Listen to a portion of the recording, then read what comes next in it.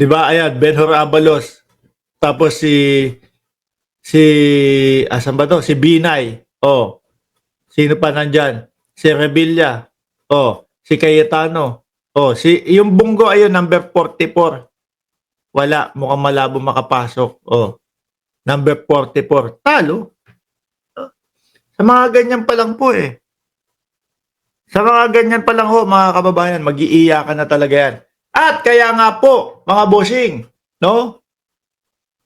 Hindi ko nababanggit yung Ipe Salvador ah. Sige nga, puntahan natin si Ipe Salvador, mga bossing. Puntahan natin, dakuin natin yung topic para doon sa Ipe Salvador. Nasaan ba yun? Meron topic sa Ipe Salvador eh. Eto. Boom! Pakinggan nyo ho mga kababayan. Nag-i-explain po si Ipe Salvador. Tapos tingnan nyo. Bring him home! Bring him home! Bring him!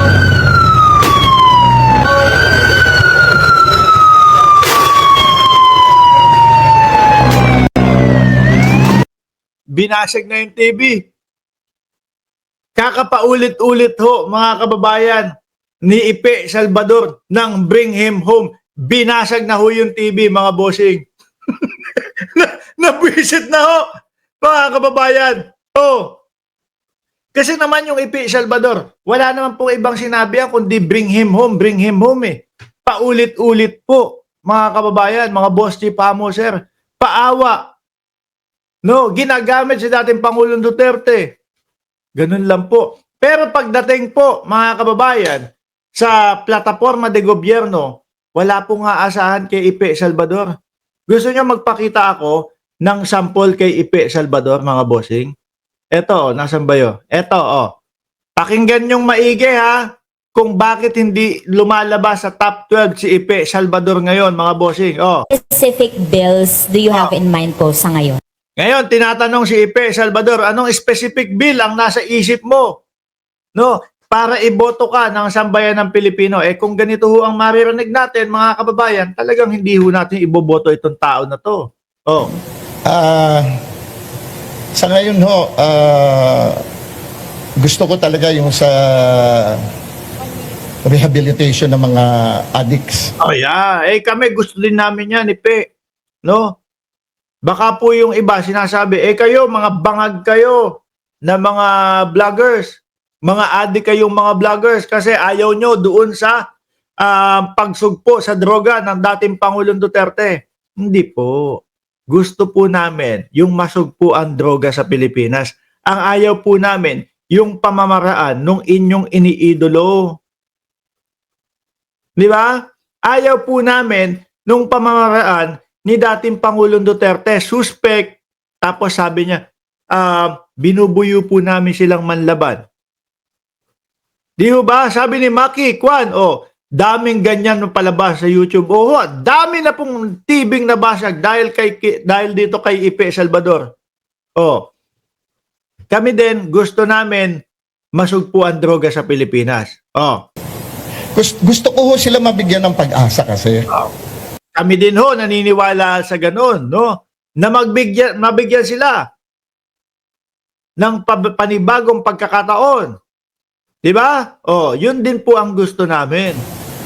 Kagaya ng sinabi ko, paulit-ulit ko sinasabi, may nagmamahal din mga pamilya yan. Correct yan. Mukhang naku. Eh kung ganito naman pala sinabi ni Ipe Salvador, eh okay naman pala si Ipe Salvador. Diba? Tuloy pa nga natin. Naku, baka magsisi ako, ba't hindi ko binoto tong si Ipe Salvador Bigyan natin sila ng pagkakataon. Pag hindi pa sila... Oh, bigyan natin sila ng pagkakataon. O, di ba? Ulitin ko, mga kababayan, ha? Ulitin ko po, mga boss chief amo, sir. Ang sinasabi ho dito is ano ang naiisip mong bill? Ano po? Ano ang naiisip mong bill? No? Para iboto ka ng mamamayang Pilipino. Yan.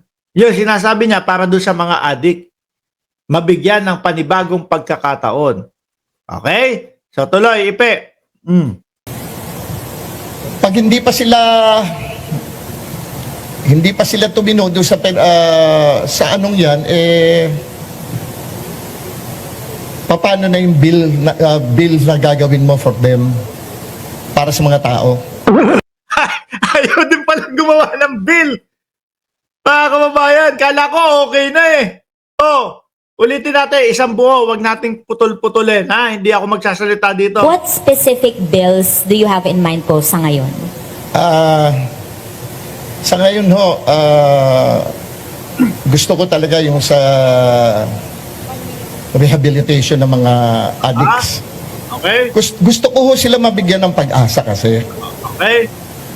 Kagaya ng sinabi ko, paulit-ulit ko sinasabi, may nagmamahal din mga pamilya yan. Bigyan natin sila ng pagkakataon. Pag hindi pa sila tumino doon sa anong yan, paano na yung bill na gagawin mo for them?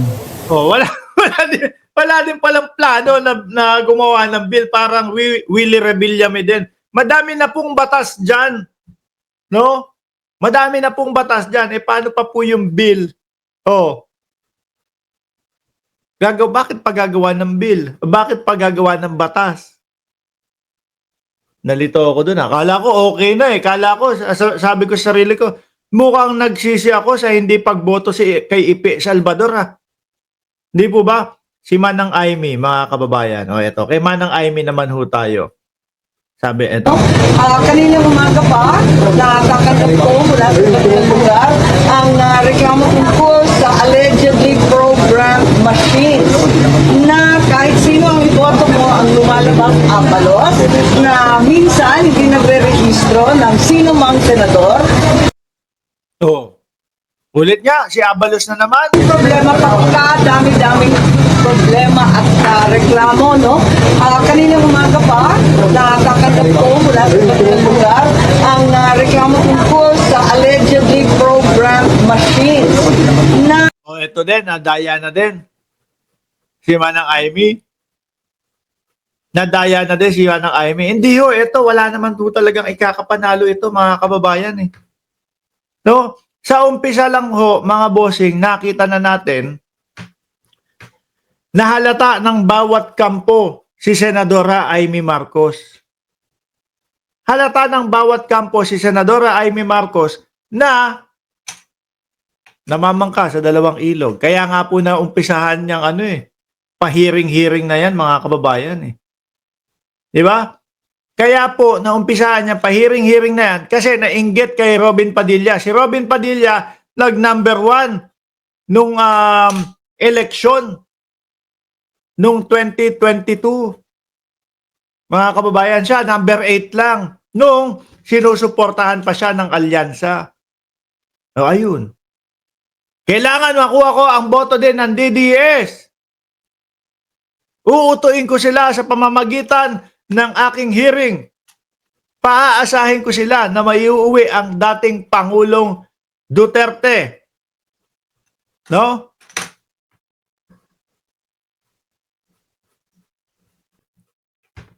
O yun.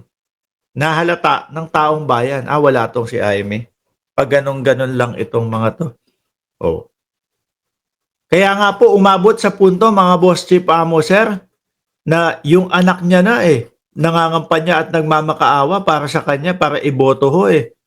O, nasan ba yun? Ito.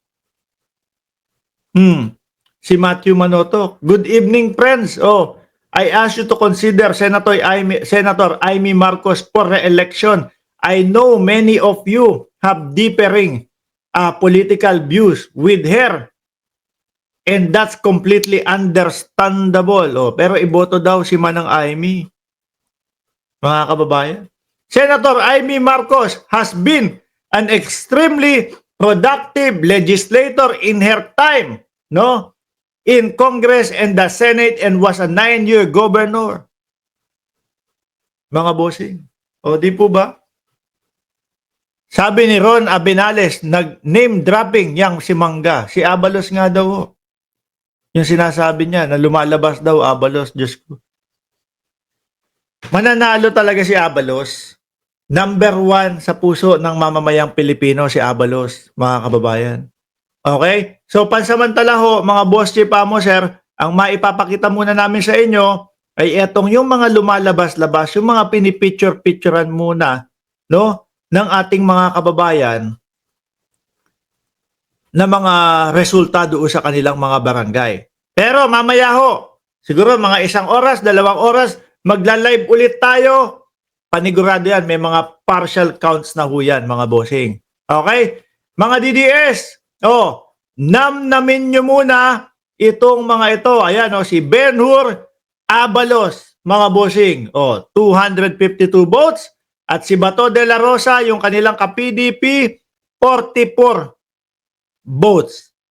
Okay ho, mga kababayan, ulitin ko, in 1 hour or in 2 hours, tayo po ay naka-live ulit para makapagbigay ng partial na mga result, mga bossing chief amo sir. Maraming salamat. Balik po tayo dito mamayang konti, mga boss.